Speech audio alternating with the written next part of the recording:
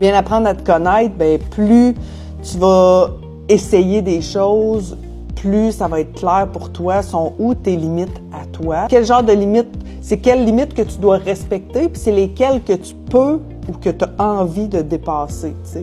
Puis on dit peut-être pas de dépasser, mais de repousser.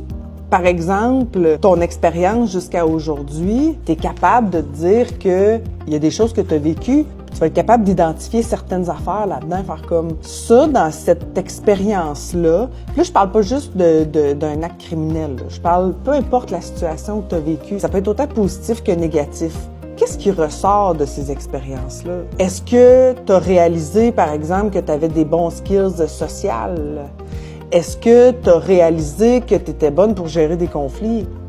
Est-ce que tu as réalisé que, pour toi, mettons, dans une foule, c'est plus difficile de t'adapter, c'est plus difficile de te sentir bien? Il y a plein de choses que tu peux soutirer de tes expériences du passé, puis ça, c'est le bout qui est important à aller revisiter.